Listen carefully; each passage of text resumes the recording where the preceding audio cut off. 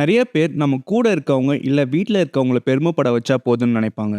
சில பேர் தான் நம்ம மக்கள், நம்ம நாட்ட பெருமைப்பட வைக்கணும்னு நெனைப்பாங்க. அதுல ஒருத்தவர் தான் டைரக்டர் ஷங்கர். ஷங்கரோட மூவிஸ் தமிழ் சினிமாவ மட்டும் பெருசா கொண்டு போகாம, இந்தியன் சினிமாவையே இன்டர்நேஷனல் லெவலுக்கு கொண்டு போன ஒரு டைரக்டர். சிம்பிளா சொல்லணும்னா, பிரம்மாண்டம் is equal to director Shankar. கும்பகோணம்ல இருந்து வந்த ஷங்கர், பாலிடெக்னிக் முடிச்சுட்டு ஃபேமிலி சிச்சுவேஷன்னால இன்ஜினியரிங் படிக்க முடியாம ஒரு டைப்ரைட்டிங் கம்பெனிக்கு குவாலிட்டி சூப்பர்வைசரா ஒர்க் பண்றாரு.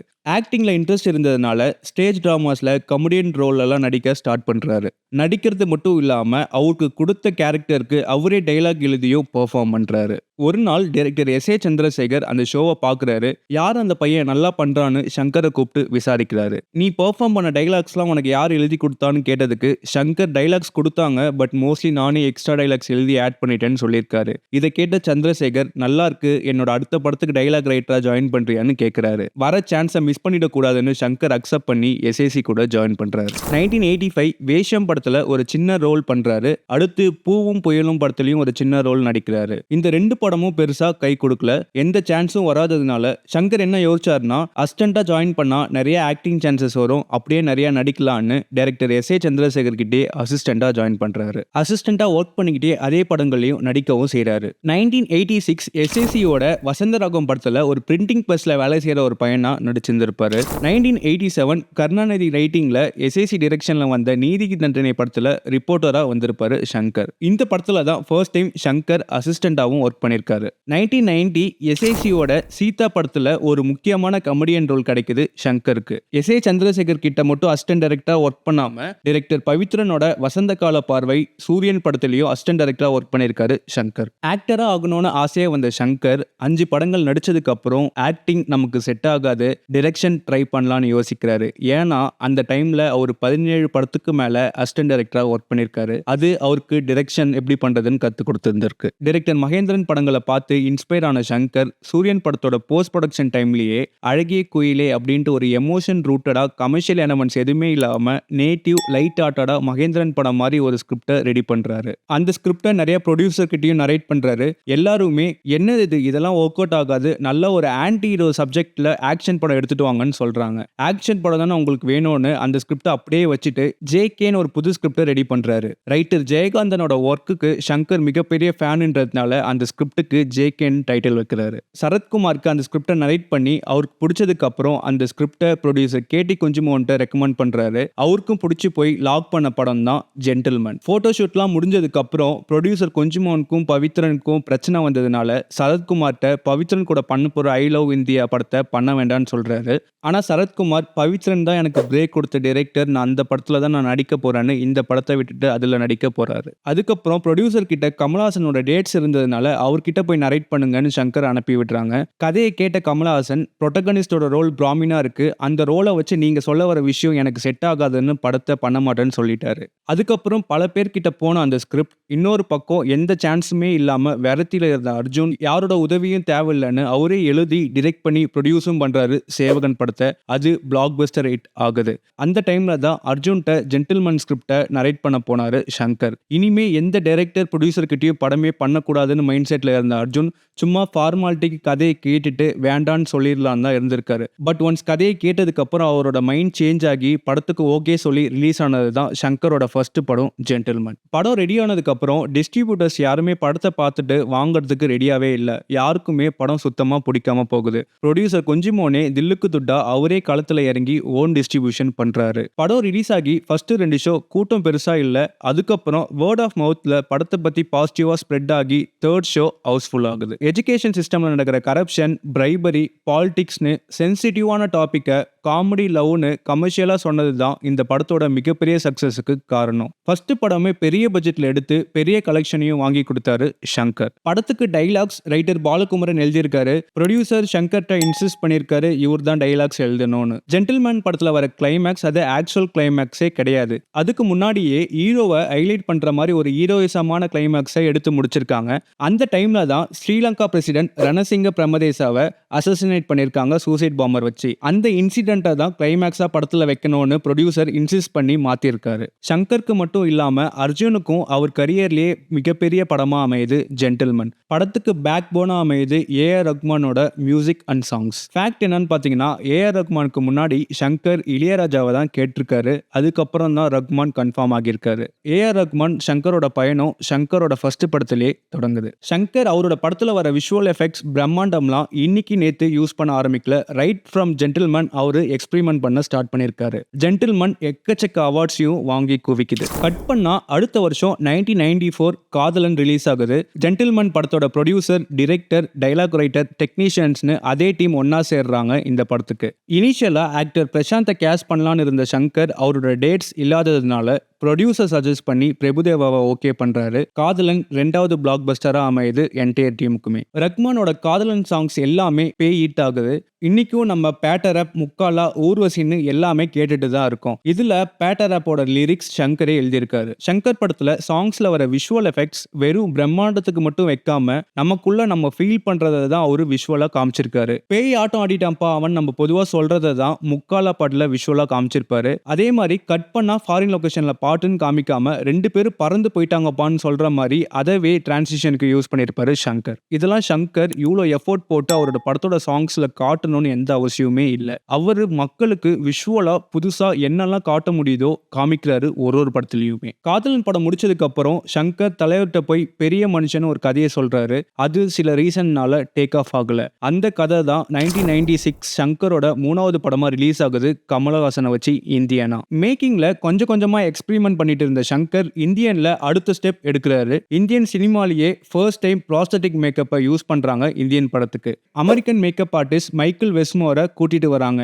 எதுக்குன்னா சேனாதிபதி அமிர்தவல்லியோட கேரக்டரோட மேக்கப்க்கு. அந்த டைம்ல யாருமே எடுக்காத மிகப்பெரிய பட்ஜெட்ல எடுக்கப்பட்ட படம் தான் இந்தியன். அதுக்கு ரிசல்ட்டா ஃபர்ஸ்ட் 50 கோடியை கலெக்ட் பண்ண தமிழ் படமா ஆகுது இந்தியன். இது மட்டும் இல்லாம எல்லா இண்டஸ்ட்ரியோட ரெக்கார்ட்ஸையும் பிரேக் பண்ணுது. அது மட்டும் இல்லாம best actor, best art direction, best special எஃபெக்ட்ஸ்னு 3 நேஷனல் அவார்டையும் வாங்குது இந்தியன் படம். இந்தியன் படத்துல தான் ஃபர்ஸ்ட் டைம் சுஜாதாவோட ஜாயின் பண்றாரு சங்கர். சுஜாதா இந்தியனுக்கு டைலாக்ஸ் எழுதியிருக்காங்க. அடுத்து 1998 ஜீன்ஸ் ரிலீஸ் ஆகுது. ஃபுல் ஃப்ளெஜ்டு டூவல் ரோல், 7 ஒண்டர்ஸ்னு டெக்னாலஜி பிளஸ் பிரம்மாண்டம்னு அவரோட ப்ரீவியஸ் படங்களை விட இன்னும் ஒரு படி மேலே போய் அதிகமாக பண்றாரு சங்கர். அப்படி பண்ணும்போது ஆட்டோமேட்டிக்கா படத்தோட பட்ஜெட் யாருமே எதிர்பார்க்காத ஒரு நம்பர்ல வந்து நிக்குது. படத்தோட ப்ரொடியூசரே என்ன சொல்லியிருப்பாருன்னா, சங்கரோட ஃபர்ஸ்ட் 2 படத்துக்கு டைலாக்ஸ் எழுதின ரைட்டர் பாலகுமாரன் தான் ஜீன்ஸுக்கும் டைலாக்ஸ் எழுதுறாரு. கண்டினியூஸா 4 சக்சஸ்க்கு அப்புறம் 1999 திரும்ப அர்ஜுனை வச்சு 2வது பிளாக் பஸ்டரை கொடுக்குறாரு முதல்வன்ல. சங்கர் அவரோட எஸ் பிக்சர்ஸ் ஸ்டார்ட் பண்றாரு. முதல்வன் படத்தை சங்கரே ப்ரொடியூஸும் பண்றாரு. முதல்வன் படத்தை சூப்பர் ஸ்டார் ரஜினிகாந்த் மைண்ட்ல வச்சு ஸ்கிரிப்டை ரெடி பண்ணி அவர்கிட்டயே கேட்டிருக்காங்க. பட் தலைவர் இந்த ஸ்கிரிப்டை பண்ண மாட்டேன்னு சொல்லிட்டாரு. அதுக்கப்புறம் தளபதி விஜய் கிட்டயும் போயிட்டு சில தவிர்க்க முடியாத ரீசன்ஸ்னால பண்ண முடியாம போகுது. ஈவன் உலக நாயகன் கிட்டயும் போயிருக்கு. அப்போ கமலஹாசன் ஏராம்ல பிஸியா இருந்ததுனால பண்ண முடியாம போகுது. இன்னும் பல பேர்கிட்ட போன அந்த ஸ்கிரிப்ட் கடைசியா அர்ஜுன் கிட்ட வந்து சேருது. அர்ஜுன் ஒரு பல்கான டேட்ஸ் கொடுத்ததுனால அவரே ஓகே பண்றாங்க முதல்வன் படத்துக்கு. அகைன் ரைட்டர் சுஜாதாவோட ஜாயின் பண்றாரு சங்கர் இந்தியனுக்கு அப்புறம். ஜென்டில்மேன் இந்தியனுக்கு அப்புறம் பாலிடிக்ஸ் கரப்ஷன் ஜானர்ல இன்னொரு படம் முதல்வன். முதல்வன் மூலியமா ப்ரொடியூசராகவும் சக்சஸ் ஆகுறாரு சங்கர். 2001 முதல்வனை ரீமேக் பண்ணி நாயக்னு பாலிவுட்க்கு என்ட்ரி கொடுக்கிறாரு. ஹிந்தியில அனுராக் கஷ்யப் டைலாக்ஸ் எழுதுறாரு.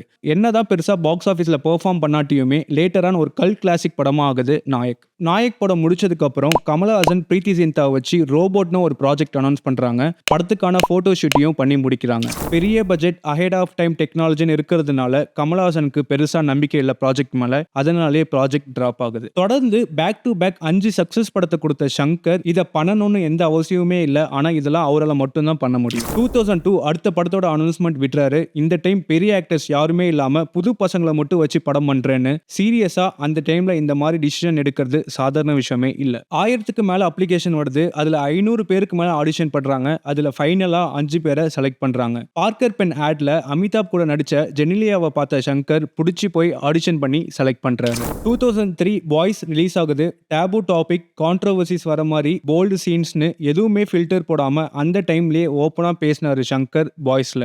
அதனாலே படத்துக்கு மிக்ஸ்டு ரிவ்யூஸ் வந்துச்சு. பட் கடைசியில பாய்ஸ் ஒரு கல் கிளாசிக்கா அமையுது. பெஸ்ட் கமிங் ஆஃப் ஏஜ் படம்னு எடுத்தீங்கன்னா கண்டிப்பா அதுல பாய்ஸ் ஒன்னா இருக்கும். மேட்ரிக்ஸ் படத்துல யூஸ் பண்ண டைம் ஃப்ரீஸ் டெக்னிக்கை ஃபர்ஸ்ட் டைம் சங்கர் அவரோட படத்துல அலே அலே சாங்க்கு யூஸ் பண்றாரு. 62 கேமராஸை ஒன்னா லிங்க் பண்ணி இந்த ஷாட்டை அச்சீவ் பண்ணியிருக்காங்க. இதுதான் ஃபர்ஸ்ட் டைம் இந்தியாவில் இந்த டெக்னிக்கை யூஸ் பண்ண ஃபர்ஸ்ட் படம். அதை விட முக்கியமாக காட்ஸிலா படத்தில் ஒர்க் பண்ண டெக்னீஷியனை கூட்டிட்டு வராரு கேர்ள் ஃப்ரெண்ட் சாங்ல ஃபீமேல் 3D மாடல் பண்றதுக்கு. பாய்ஸ் படத்தோட ஆல்பம் சென்சேஷன் ஹிட் ஆகுது. எல்லாருக்குமே கண்டிப்பா எல்லா சாங்ஸுமே பிடிச்சிருக்கும். பட் எனக்கு மற்ற சாங்ஸை விட இந்த சாங் தான். கண்ணிச்சாமி புதுசா மாலை ஏறும் நாளப்பா, கருப்பு சட்டை போட்ட ஆத்துக நானப்பா. 2005 அன்னியன் ரிலீஸ் ஆகுது. நம்ம எல்லாருக்குமே தெரியும் எவ்வளவு பெரிய பிளாக் பஸ்டர்னு. First time Shankar and Chiyaan Vikram ஒன்னா சேர்றாங்க அன்னியனுக்கு. அது மட்டும் இல்லாம ஜென்டில்மேன்ல ஸ்டார்ட் பண்ணி பாய்ஸ் வர ஒரே மியூசிக் டைரக்டரா ஏஆர் ரஹ்மான் கூட ஒர்க் பண்ண Shankar for the first time Rahman இல்லாம ஹாரிஸ் கூட ஜாயின் பண்றாரு அன்னியனுக்கு. எத்தனை தடவை பார்த்தாலும் சலிக்காம புதுசாவே இருக்கிற மாதிரி ஒரு படத்தை கொடுத்தாரு சங்கர். பாய்ஸ்ல 180 டிகிரி ரொட்டேஷனுக்கு டைம் ஃப்ரீஸ் டெக்னிக் யூஸ் பண்ண சங்கர் அன்னியன்ல 120 கேமரா மேல யூஸ் பண்ணி இந்த தடவை 270 டிகிரி ரொட்டேஷன்ல ஃபைட் சீக்வன்ஸை கேப்சர் பண்றாரு. அந்த பர்டிகுலர் ஃபைட் சீக்வன்ஸை மட்டும் 25 டேஸ் ஷூட் பண்ணிருக்காங்க. வழக்கம் போல சாங்ஸ் எல்லாமே அவரோட ஸ்டைல்ல கிராண்டா பண்ணியிருந்தாரு. ஒரு ஊரையே செட்டு போட்டு வீடை மட்டும் பெயிண்ட் பண்ணாம ரோடு, பிரிட்ஜ், மலைன்னு எல்லாத்தையுமே பெயிண்ட் பண்ணியிருந்தாங்க. நந்தினி கேரக்டருக்கு ஃபர்ஸ்ட் சிம்ரனை தான் சங்கர் கேட்டிருக்காரு. டேட்ஸ் ப்ராப்ளம்னால பண்ண முடியாம போகுது. அதுக்கப்புறம் அசின் அவங்களையும் கேட்டிருக்காங்க. கடைசியா தான் சதாக்கு இந்த சான்ஸ் கிடைக்குது. அன்னியன் படத்துல இன்னொரு இன்ட்ரெஸ்டிங்கான ஃபேக்ட் என்னன்னு பாத்தீங்கன்னா விவேக்கோட ரோல் அம்பியோட ஃப்ரெண்டாவும் வந்திருப்பாரு. At the same time SI சாரியாவும் வந்திருப்பாரு. இனிஷியலா ஸ்கிரிப்ட்ல அம்பியோட ஃப்ரெண்டு கேரக்டர் ஒன்னு, எஸ்ஐயோட கேரக்டர் ஒன்னு ரெண்டா தான் இருந்திருக்கு. ஒன்ஸ் விவேக் அம்பியோட ஃப்ரெண்ட் ரோல் கன்ஃபார்ம் ஆனதுக்கு அப்புறம் அந்த ரோலுக்கான போர்ஷன் படத்துல ஸ்கோப் கம்மியா இருக்கிறதுனால இந்த ரெண்டு கேரக்டரையுமே ஒன்னா ஜாயின் பண்ணிருக்காங்க. இந்தியன் படம் முடிச்ச அப்போவே சங்கர் தலைவர் கிட்ட 3 கதையை நரேட் பண்ணிருக்காரு. தலைவர் 3த்தையுமே ரிஜெக்ட் பண்ணிட்டாரு. அப்போ அந்த 3 ஸ்கிரிப்ட் தான் சிவாஜி, எந்திரன், ஐ. பல வருஷமா தலைவர் கூட படம் பண்ணணும்னு ஆசையா இருந்த சங்கர் ஃபைனலா ஒன்னா சேர்றாங்க. 2007 சிவாஜி தி பாஸ் ரிலீஸ் ஆகுது. எப்படி இந்தியன் படம் தமிழ்ல ஃபர்ஸ்ட் 50 கோடியை கலெக்ட் பண்ணி கொடுத்துச்சோ அதே மாதிரி இந்த தடவை சிவாஜி படம் ஃபர்ஸ்ட் 100 கோடியை கலெக்ட் பண்ண படமா ஆகுது. சங்கர் அவரோட ஸ்டைல்லேயே கரப்ஷன், பாலிடிக்ஸ்னு தலைவரை வச்சு ஒரு தரமான சம்பவம் பண்ணாரு. அந்த சும்மா அதிர்தில்லைன்னு எழுதும்போது இது நல்லா இருக்கும், ஒர்க் அவுட் ஆகும்னு நினைச்சேன். ஆனால் ஒரு ரஜினி சார் பர்ஃபார்ம் பண்ணதுக்கப்புறம் அது ஒரு பெரிய மேஜிக்கே பண்ணிடுச்சு. சும்மா அதிர்தில்ல. சிவாஜியோட பிளாக் பஸ்டர் சக்சஸ்க்கு அப்புறம் திரும்ப ஒன்னா சேர்றாங்க எந்திரனுக்கு. கமலஹாசனை வச்சு ஸ்டார்ட் பண்ண ரோபோட், அதுக்கப்புறம் ஷாருக் கானை வச்சு இந்தியில பண்ணலான்னு பிளான் பண்ணாங்க. கடைசியில தலைவர் வந்து அதை டேக் ஓவர் பண்ணி 2010 எந்திரன் ரிலீஸ் ஆகுது.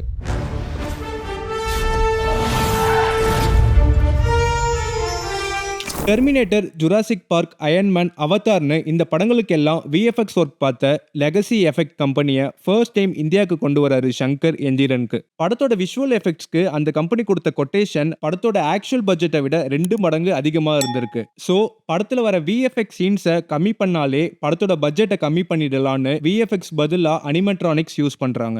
நம்ம எல்லாருக்குமே பொம்மலாட்டம்னா என்னன்னு தெரியும். அதே டெக்னிக் தான் அனிமெட்ரானிக்ஸ். பொம்மலாட்டம்ல எப்படி பப்பட்டியர் பொம்மையை நூலை வச்சு கண்ட்ரோல் பண்றாரோ அதே மாதிரி இங்க ரோபோட்க்கு மேனுவல் மூவ்மெண்ட் கொடுப்பாங்க. இதுல என்ன சிக்கல்னு பாத்தீங்கன்னா கை, கால் நடக்கிறதுன்னு எல்லாத்தையுமே பண்ணிடலாம். பட் ஐ மூவ்மெண்ட்டை மட்டும் பண்ண முடியாது. அதனால இங்க என்ன பண்றாங்கன்னா சிட்டிக்கு ஒரு கண்ணாடியை போட்டு மேட்ச் பண்ணிடுறாங்க. நடனா பின்னாடி நடக்கும், முன்னாடி வா அப்படின்னா சைடில் போகும். அந்த சீன் பார்த்தீங்கன்னா அந்த சீனில் ஒரு ஷாட்டு கூட சிஜி கிடையாது. எல்லாமே லைவாக எடுக்கப்பட்ட ஷார்ட்ஸு. எந்திரன் படத்தோட ஷூட்டிங் நடுவுலயே சங்கரோட பேக் போனான ரைட்டர் சுஜாதா அவர்கள் மல்டிபிள் ஆர்கன் ஃபெயிலியர்னால இறந்துடுறாங்க.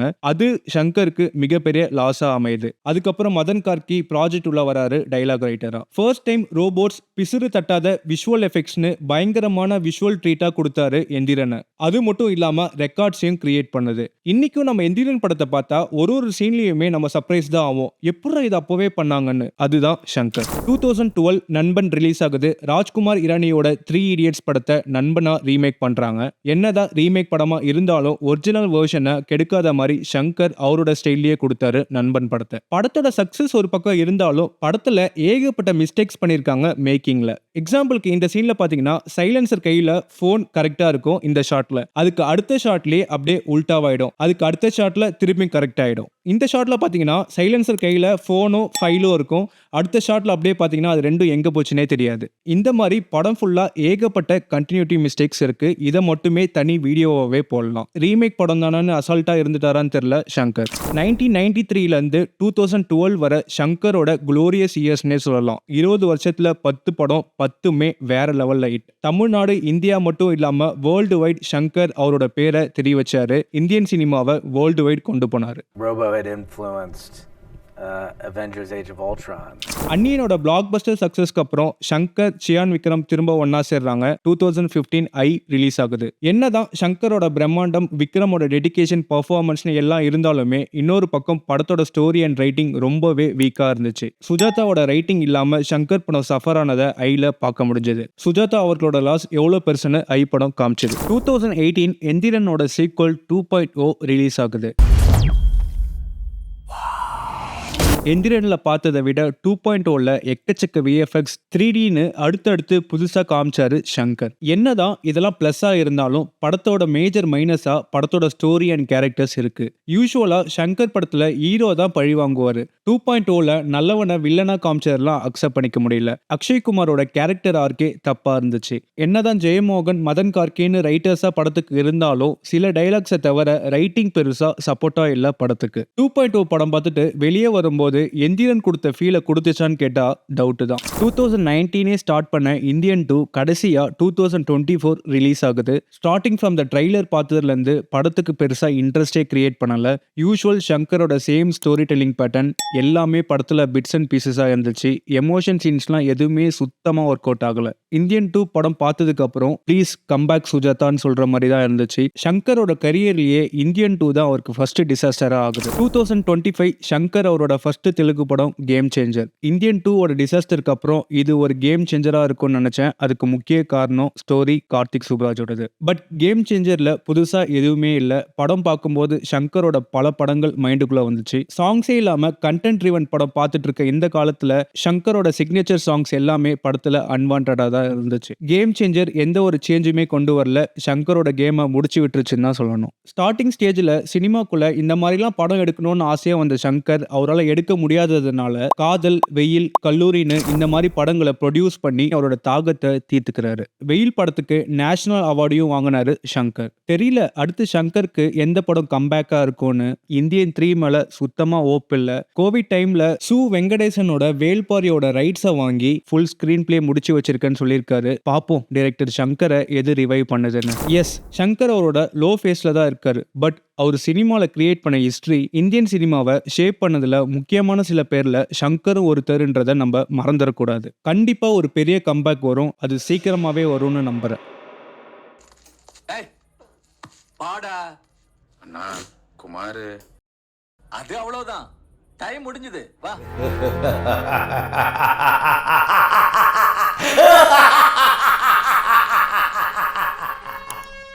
என்னை யாராலையும் அழைக்க முடியாது.